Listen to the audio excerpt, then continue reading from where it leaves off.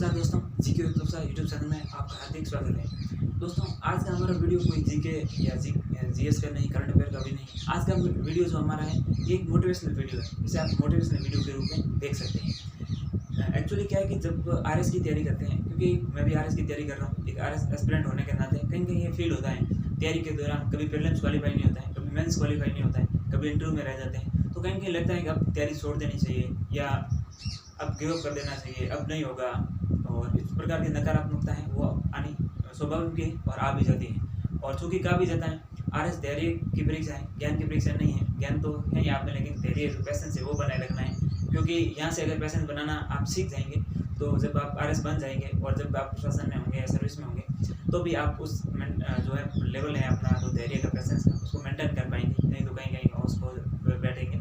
तो ये भी शायद इसी का पार्ट है, तैयारी का ही पार्ट है, तो उसमें हम आज बात करेंगे। तो एक मोटिवेशनल वीडियो के रूप में हम देखते हैं। तो ऐसा जब भी होता है, यानी कि आप तैयारी के दौरान आपको लगता है आप छोड़ के मतलब कुछ और कर लेंगे, ज़िंदगी में करने को बहुत कुछ है, उस समय ये सोचना चाहिए। तो कि आज हम 3 बिंदुओं पे मुख्यतः बात करेंगे और वही हमारा मोटिवेशनल वीडियो या हमारी जो तैयारी है उसके इर्द-गिर्द होगा। अब ये केवल आरएस की तैयारी को लेकर ही नहीं, आप जो भी प्रतियोगी परीक्षा की तैयारी कर रहे हैं उसमें भी आप इससे जो है मोटिवेट हो सकते हैं और मोटिव ले सकते हैं या सीख सकते हैं कि आपकी भी जो जर्नी है वो भी इसी प्रकार ही है। या सब भर्ती प्रक्रियाएँ जो एक प्रकार की होती हैं, एक जैसी होती हैं। हम आरएस में चलो 3 स्टेज है तो इसमें थोड़ा लंबा टाइम लग जाता है, बाकी किसी भर्ती प्रक्रिया में 2 स्टेज होंगे, किसी में 1 भी होगा। तो भी आप जो है अपनी तैयारी के दौरान कभी कभी ऐसा लगता है कि आप छोड़ देना चाहिए, कुछ और करेंगे, तो ज़रूर ये जो वीडियो है आपके लिए थोड़ा मोटिवेट जो ये प्रेरणा का स्रोत बन सकता है। तो इसमें हम 3 जो मुख्य बिंदुओं की बात करेंगे। जब भी ऐसा लगता है कि आप गिव अप कर लेना चाहिए, तो सबसे पहले वो सोचिए कि आप वो काम क्यों कर रहे हैं या क्यों आपने शुरू किया था, ये सोचना चाहिए। तो सबसे पहले ये है कि आप आरएस क्यों बनना चाहते हैं। तो आरएस के अभ्यर्थियों के लिए तो अब ये कह सकते हैं कि हमारा जो पहला होगा वो कि आप आरएस वो क्यों बनना चाहते हैं, आप आरएस क्यों बनना चाहते हैं। दूसरा है कि आरएस बनने के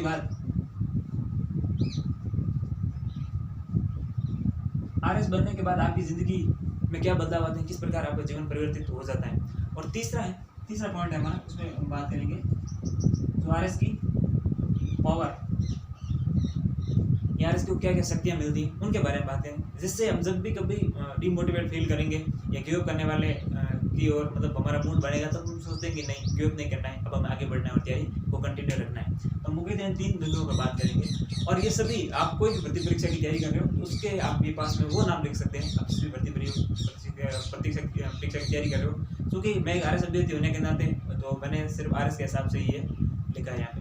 तो अब देखिए, सर्वप्रथम जब बात आती है कि आप आरएस की तैयारी क्यों करना चाहते हैं या जिस भी प्रतियोगी परीक्षा की आप प्रतियोगी परीक्षा की तैयारी कर रहे हो क्यों करना चाहते हैं, तो अब हम आरएस की बात करें तो देखो ये एक सामान्य जानकारी के लिए भी इस क्वेश्चन का आंसर हो सकता है। दूसरा, जब भी आप प्रारंभिक परीक्षा, मुख्य परीक्षा और साक्षात्कार में जाएंगे तो स्वाभाविक है पहला क्वेश्चन यही पूछा जाता है, बताओ आप अपनी डिटेल के बाद में, आप जानकारी के बाद में जो बताते हैं तो पूछते हैं अच्छा आप आरएस क्यों करना चाहते हैं। सबसे जो टिपिकल क्वेश्चन है और कहते हैं कि इसका जो सबका आंसर अलग अलग होता है, क्योंकि सबका अपना अलग इंस्पिरेशन होता है, मोटिव होता है तैयारी करने का, क्यों आप आरएस बनना चाहते हो और किस प्रकार से आप ये जो है ज़िंदगी बदल देते हो लोगों की आरएस बनने के बाद, या फिर आपने ये जो डिसीजन लिया ये क्यों लिया। तो देखिए, सबसे पहले इसमें हम जैसे बताना चाहें तो हम ये बता सकते हैं कि आप आरएस क्यों बनना चाहते हो। तो देखिए, सबसे पहले तो एक नौकरी की सुरक्षा सबको होती है। आप बता सकते हैं कि सर नौकरी की सुरक्षा या आर्थिक सुरक्षा, जो भी एक पक्ष बता दिया कि सर कोई भी व्यक्ति को वो जो स्नातक कर लेता है, अपनी पढ़ाई पूरी करने के बाद उसको अच्छा रोजगार मिल जाता है तो उसको आर्थिक सुरक्षा मिल जाती है, जिससे कि वो आगे भी बढ़ सके, अपने पैरों पर खड़ा हो जाए। ये हर किसी भी एक मध्यम परिवार या फिर उच्च परिवार कोई भी व्यक्ति होता है उसकी सामान्य ये एक जो ख्वाहिश है वो रहती है कि ज़िंदगी में एक बार कहीं ना कहीं सफल हो जाए, सेटल हो जाए, तो वो रहता है। तो एक पहला जो कारण हो गया कि नौकरी मिल जाए, आर्थिक सुरक्षा मिल जाए, तो मतलब जो रुपये पैसे की वो तंगी, आर्थिक तंगी नहीं, एक नौकरी मिल जाए। अब ये कारण हो गया। दूसरा, कार्य की विविधता।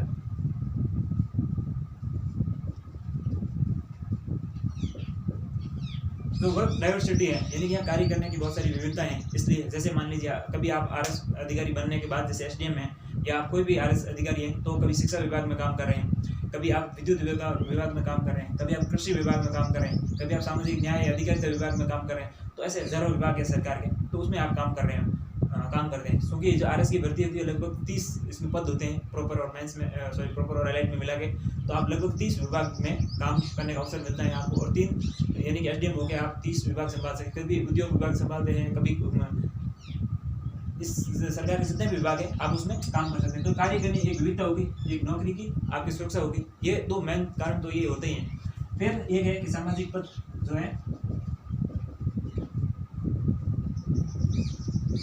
जो आरएस की पद की प्रतिष्ठा है कि राज्य की सर्व सेवा है और सबसे बड़ी जो भर्ती परीक्षा है आरएस, तो उसकी जो सामाजिक पद प्रतिष्ठा है वो भी है। और दूसरी बात है, जब आरएस बन जाएंगे तो कल को आपसे लोग कितने इंस्पायर होकर आरएस बनेंगे, ये भी एक सबसे बड़ा मोटिवेशन की जो बात है, हम ये भी कह सकते हैं। तो आप जिस किसी भी भर्ती परीक्षा की तैयारी कर रहे हो तो आप उसमें आगे ये जोड़ सकते हो, सबसे पहले आर्थिक सुरक्षा, नौकरी मिल जाती है, कार्य करने की विविधता मिलती है, आपको सीखने को मिलता है, जिसमें आगे बढ़ने को मौका मिलता है, और आपकी एक सामाजिक जो प्रतिष्ठा है वो भी मिलती है। तो ये मैंने एक कारण हो गया कि आरएस में बनने के लिए अगर आप छोड़ते हैं तो देखिए आप ये सब खो देंगे। अब आप आरएस तैयारी करते हुए आपको लगता है कि नहीं छोड़ देना चाहिए, जीवन में कुछ और कर लेंगे, हमसे होगा नहीं, तो आप देख लीजिए नौकरी की सुरक्षा भी नहीं, कार्य करने की विविधता भी नहीं आपके पास, और सामाजिक पद प्रतिष्ठा वो भी नहीं मिलेगी।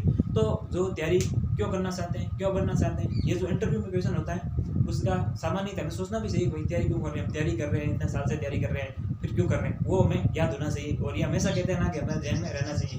तो ये किसी भी चीज़ की आप तैयारी कर रहे हो, किसी भी भर्ती परीक्षा या कोई भी काम कर रहे हो, तो मैं क्यों कर रहा हूँ, उसमें क्या सीख सकता हूँ और किसी के लिए कर सकता हूँ, क्या फ़ायदा है मेरे और दूसरों के लिए, मैं कुछ कर सकता हूँ क्या, ये हमें ढूंढना चाहिए। अब आती है, पहला हमने देखा था क्यों करना चाहते हैं, फिर दूसरा है कि आरएस बनने के बाद आपकी ज़िंदगी कैसे बदल जाती है। अब मान लीजिए आरएस हो या कुछ भी हो, तो हम यहाँ दूसरे पॉइंट की बात करते हैं, तो यह हो जाएगा आरएस बनने के बाद आपकी ज़िंदगी कैसे बदल जाती है, और आप कोई भी भर्ती परीक्षा है उसमें चयन होने के बाद आपकी ज़िंदगी कैसे बदल जाती है। देखो, सबसे पहले जब भी जिस भी आरएस हो या कोई भी भर्ती परीक्षा हो, उसके अंतिम परिणाम में आपका रोल नंबर या फिर नेम दिख जाता है, तो ये मान लीजिए कि रातों रात आपकी ज़िंदगी बदल गई है। यानी कि आप एक जो कहीं ना कहीं सामाजिक रूप से वंचित या ऐसा अपेक्षित जो फील कर रहे थे, अब आपको एक सामाजिक पद जो है प्रतिष्ठा मिलनी शुरू हो जाएगी, मान सम्मान शुरू हो जाएगा कि आप गवर्नमेंट सर्वेंट बन गए हैं। चाहे वो किसी भी भर्ती परीक्षा में हो और आरएस में भी हो, तो एक बहुत बड़ा वो तो मिलता ही है कि आपने रातों रात एक ज़िंदगी बदल दी है। अब मान लीजिए ये कितनी बड़ी सफलता है, आप इसके अंदर इस आधार पर लगा सकते हैं कि मान लीजिए आप मध्यम परिवार ये एक व्यक्ति हैं, और अगर आप 10 साल 15 साल कोई बिजनेस करना चाहते थे और 15 साल उसमें इन्वेस्ट करने के बाद भी उतना प्रॉफिट या सम्मान नहीं प्राप्त कर सकते थे जितना कि आप एक दिन एक मतलब आरएस की भर्ती तैयारी की, और 3 साल तक मान लीजिए भर्ती प्रक्रिया चलती है, आपने 1-2 साल पहले से तैयारी शुरू कर दी है और प्रथम प्रयास में ही आपका चयन हो गया है, तो आप मान के चलिए कि आपने जो 5 साल में सफलता अर्जित की है उसके समान कोई सफलता और हो नहीं सकती। मान लीजिए आप बिजनेसमैन बनना चाहते थे, 5 साल में कोई भी धंधा इतना प्रॉफिट नहीं दे सकता है कि आप 1 करोड़ 5 करोड़ 500 करोड़ इतना जल्दी और इतना टर्नओवर तो नहीं कर सकते। ऐसा कोई बिजनेस एक मध्यम वर्ग के परिवार के लिए मतलब मुश्किल ही है। हालांकि कर सकता है, कोई ऐसी बात नहीं है क्योंकि मुश्किल कुछ नहीं है, सब कुछ मुमकिन है, लेकिन एक सामान्य तो देखा जाए तो ये लगता नहीं है कि भाई इतना जल्दी है आप 5 करोड़ के या फिर 500 करोड़ का टर्नओवर करने वाले बिजनेसमैन बन जाएंगे, इतना पॉसिबल नहीं लगता। अब राजनीति की बात करें कि अगर राजनीति में जाना चाहते हैं तो 5 साल में नहीं लगता है कि आप एमएलए बन जाओगे, क्योंकि आरएस बनना मेरे हिसाब से, मैं जहाँ तक समझ पा रहा हूँ, मेरी जानकारी कि एमएलए के बराबर आप सामाजिक जो है प्रतिष्ठा प्राप्त कर रहे हैं, क्योंकि एमएलए 5 साल के लिए चुने जाते हैं किसी भी राजनीतिक पार्टी के लिए, और आरएस तो 60 साल तक आप सरकार की सेवा करते हैं। तो 5 साल में आप बिजनेसमैन भी इतनी सफलता अर्जित नहीं कर सकता या सम्मान प्राप्त नहीं कर सकता, और राजनीति में जाते हो तो भी 5 साल में मेरे हिसाब से एमएलए तो नहीं बन पाओगे। आप हो सकते हैं सरपंच बन गए, प्रधान बन गए, या जिला सचिव जो सदस्य बन गए, समिति सदस्य कुछ भी बन गए, लेकिन एमएलए बनने के लिए आपको शायद काफ़ी और समय लगेगा। तो आप ये तो बिजनेसमैन भी नहीं बन पा रहे हो, लेकिन 5 साल में आप आरएस बन गए तो आपकी ज़िंदगी रातों रात बदल जाएगी, और फिर आपको जो बदलाव आएगा आपकी ज़िंदगी में, अब आपसे भी इंस्पायर हो गए, अब आरएस बन गए, आपसे इंस्पायर होकर लोग आरएस बनने की सोचेंगे और आपके बारे में भी जानेंगे कि आप ये बन सकते थे, हम क्यों नहीं बन सकते, ऐसे वो ट्राई करेंगे और आरएस बनने के लिए या आरएस बनने के बारे में वो ज़रूर ऐसा सोचेंगे, और आपसे लोग इंस्पायर होंगे क्योंकि आप लोगों की ज़िंदगी बदल सकते हैं। और फिर आरएस बनने के बाद आपकी जो ज़िंदगी बदली है, अब इसमें आप देखिए, ये तो हुए सामाजिक रूप से, जिसे हम मान सकते हैं समाज और लोगों पे आपका क्या रिएक्शन या प्रभाव पड़ेगा। अब आपकी व्यक्तिगत रूप से अगर बात की जाए तो सबसे पहले 3 पीढ़ियाँ सुधर जाएगी इसमें। अब 3 पीढ़ियाँ कौन सी होगी? ये तो आपकी स्वयं, क्योंकि आपको एक अच्छा रोजगार मिल गया है, एक सामाजिक प्रतिष्ठा वाली नौकरी मिल गई, आप लोगों को इंस्पायर कर सकते हैं और बहुत से लोगों का आप भला कर सकते हैं आरएस अधिकारी होते हुए। दूसरा, आपके माता पिता, आपके माता पिता वाली पीढ़ी, जिसमें आपके माता पिता एक अच्छे से, लोग पहले तो कहते थे कि ये उनका पुत्र है, फलाना राम जी का बेटा है, लेकिन अब ये क्या कहेंगे, आपके पिताजी को लोग क्या कहेंगे, ये एसडीएम साहब के पिताजी है, माता जी है, ये तो मतलब एक पहचान, सामाजिक पहचान ही बदल जाती है। और आपके स्वयं की, और एक आपके जो पुत्री है, आपकी जो आने वाली पीढ़ियाँ हैं, बेटा बेटी, उनकी ज़िंदगी बदल जाएगी, उनको अच्छी आप एजुकेशन दे पाओगे और इस प्रकार से उनको आप शुरू से गुड एकेडमिक रिकॉर्ड के साथ अच्छी शिक्षा देंगे, उनको जो करियर है अच्छा करियर बना सकेंगे वो भी, क्योंकि अच्छी शिक्षा मिलेगी, अच्छा स्वास्थ्य, सब कुछ उनको अच्छा मिलेगा, अच्छे तरीके से गाइड करेंगे तो वो अपने जीवन में भी सफल हो जाएंगे। तो देखो, ये 3 पीढ़ियाँ सुधर सकती हैं एक आरएस बनने से। और साथ ही कोई भी सरकारी नौकरी होती है तो ये लोग पर्याप्त रहता है, इसमें थोड़ा ये कम हो जाता है कि भाई लोगों के लिए ज़्यादा या आपको वर्क डाइवर्सिटी ज़्यादा नहीं मिल पाती आरएस से, लेकिन एक सामान्य गवर्नमेंट जॉब में, सरकारी सेवा में, तो आपको ये इतनी जो है एक तरह से कहते हैं ना, लाभ मिल जाते हैं, एक तरह से माना जाएगा ये होता। अब बात करते हैं कि आरएस बनने के बाद आप लोगों की ज़िंदगी कैसे बदल सकते हैं या बदल पाते हैं, उसके लिए भी हम देख लेते हैं और उसके लिए हम कोशिश करेंगे ये 2 उदाहरण लेके, फिर हम आरएस की पावर की बात कर लेते हैं इसमें, क्योंकि आरएस को लेके चलते हैं। अब आरएस की शक्तियाँ या पावर,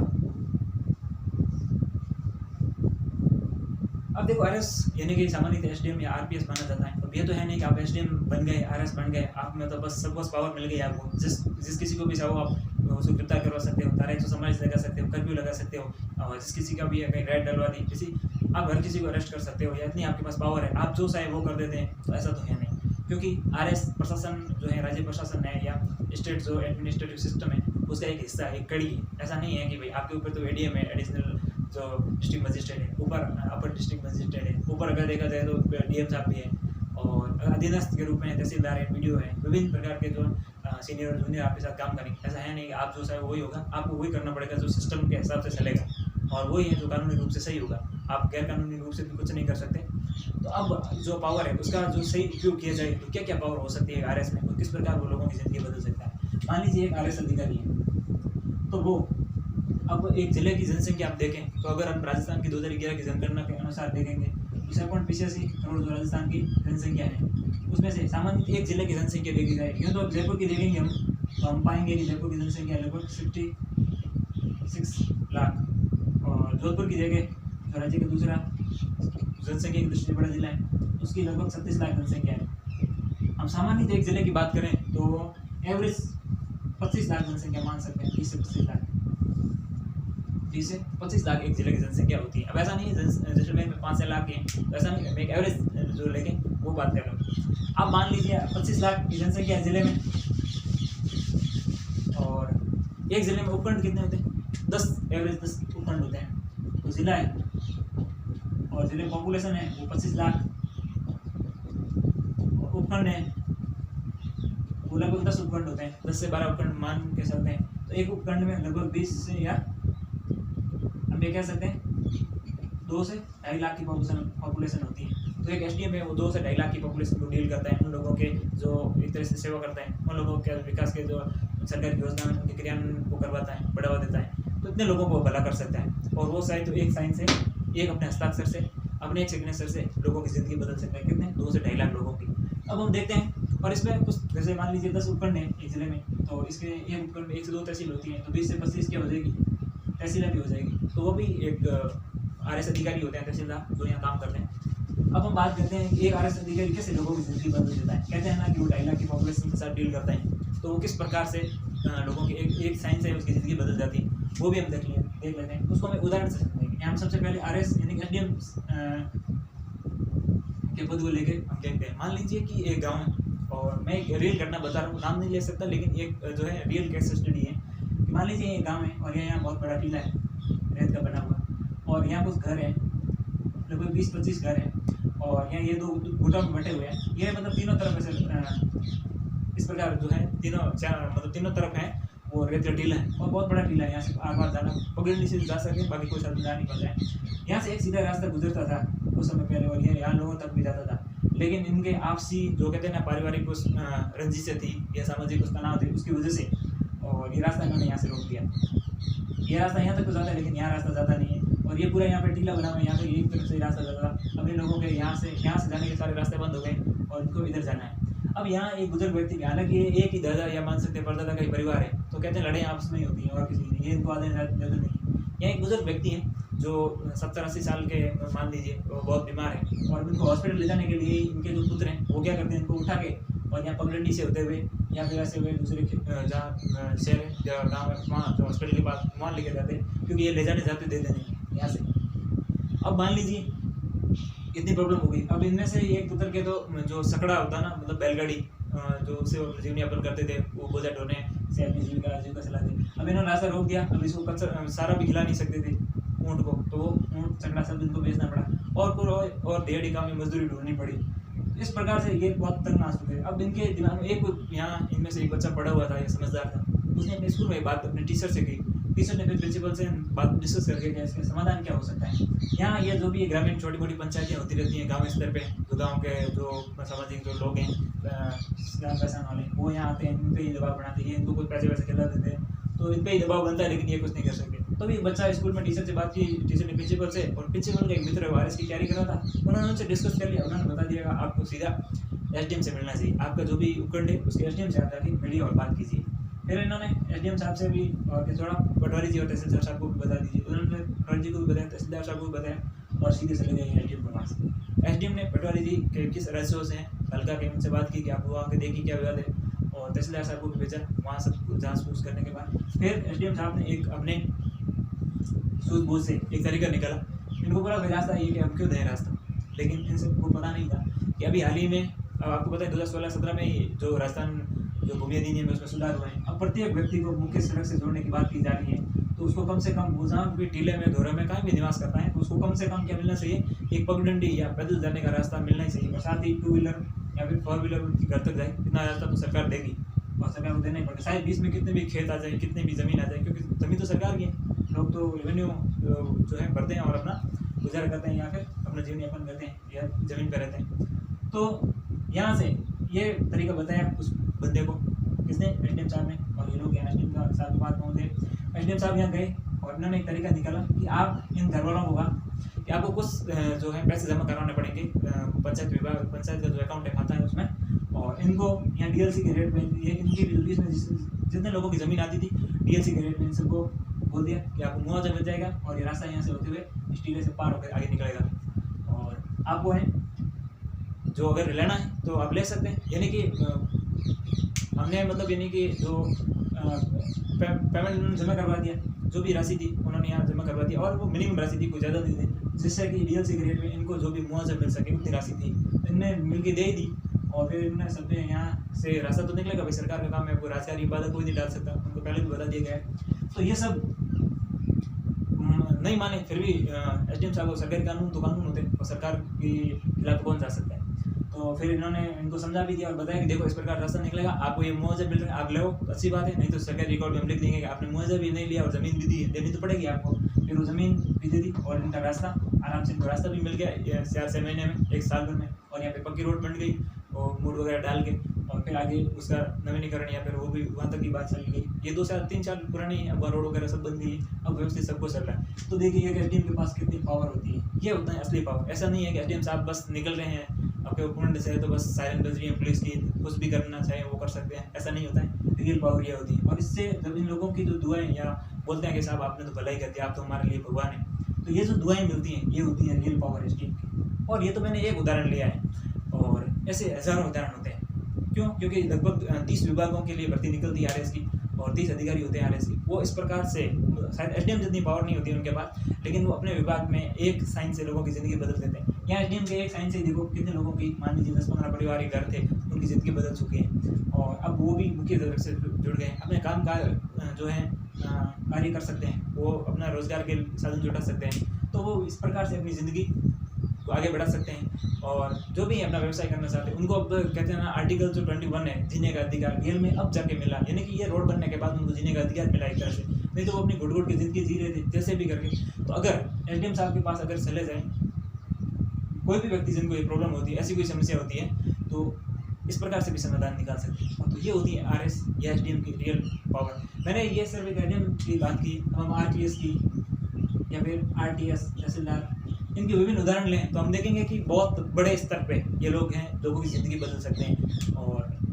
जो उनका मकसद आरएस बनने का, शायद वो पूरा होता जाएगा और उनको लगेगा कहीं न कहीं कि हमने जो डिसीजन लिया था वो सही लिया था। और गिव अप करने के दौरान जो सोचते थे कि शायद छोड़ दिया था, कि अगर गिव अप करने के दौरान ही हमने छोड़ दिया होता तो शायद आज कितने बड़े स्तर पे लोगों की जो सेवा कर रहे हैं, भलाई कर रहे हैं। अधिकारी होने के नाते ड्यूटी है, सर लोगों को नहीं। अब ये कहेंगे कि जैसे ये लोगों के मुँह से दुआ ही निकलेंगे कि साहब आपका भगवान भला करें, तो ये कहेंगे सब ड्यूटी हमारी है, तो कर्तव्य हमारा, सरकार ने हमने इसी के लिए ही तो ये भेजा है, आपकी सेवा करने के लिए ही। तो देखिए, मेरा इस पूरा मोटिवेशनल वीडियो के पीछे जो यही कहना है कि अगर हम गिव अप कर देंगे तो कुछ नहीं, हार के बैठ जाएंगे, कोई हमें ये नहीं कहेगा। और जो भी हार के बैठ गए हैं उनका कोई इतिहास नहीं बना, और इतिहास में हम देखेंगे तो लोग हार के ही आगे बढ़े, जीते, और जीतने के लिए ही वो प्रयत्न करते रहे, और हारे तो वो हार के ही जीत कर आगे बढ़े हैं, क्योंकि हार ही बहुत कुछ सिखाती है। जीतने के गुण है तो हार नहीं पे होते हैं कहीं कहीं। तो मेरा आज का जो मोटिवेशनल वीडियो लाने का पर्पज़ यही था कि आज हमने भले ही एक आरएस की पोस्ट को लेकर, ये आरएस की भर्ती को लेकर बात की हो, या इसमें मोटिवेशन तलाशने की बात की हो, लेकिन ये सभी भर्ती परीक्षाओं पे लागू होती हैं। आप जिस भी भर्ती परीक्षा की तैयारी कर रहे हो, चाहे पुलिस हो, रीट हो, मास्टर हो, शायद डॉक्टर, इंजीनियर, रेलवे, पटवारी, ग्राम सेवक, आप जिसकी भी तैयारी कर रहे हो, सभी भर्ती प्रक्रियाओं के जो माध्यम प्रक्रिया है वो इसी प्रकार होती हैं। लेकिन अगर आप बीच में कहीं छोड़ रहे हैं, प्लीज़ छोड़े ना, गिव अप ना करें, अपने जो हैं कार्यपथ पर लगे रहें। एक दिन सफलता जरूर मिलेगी, थोड़ा टाइम लग सकता है। एक बार फेल हुए हो, 2 बार फेल हुए हो, थॉमस अल्वा एडिसन जैसे तो 10,000 बार लोग फेल हुए हैं, तो 1-2 बार फेल हो गए, निराश होकर बैठ गए, तो फिर हम कैसे आगे बढ़ेंगे। और मोटिवेशन खुद में ही तलाशो, अपने कहते हैं माँ बाप का सहारा देखो, इससे बढ़कर कोई मोटिवेशन नहीं होता है। और मैंने भी इसी प्रकार ये जो आज मोटिवेशन तलाशने की कोशिश की इसमें, तो निश्चित तौर पे उम्मीद करता हूँ आज की वीडियो से थोड़ा बहुत आपको मोटिवेशनल जो है मिला होगा, मोटिवेट फील किया होगा अपने आप को। और अगर हमारा वीडियो पसंद आया हो तो इसको लाइक करिए, शेयर कीजिए, कमेंट कीजिए और चैनल को सब्सक्राइब कीजिए। धन्यवाद।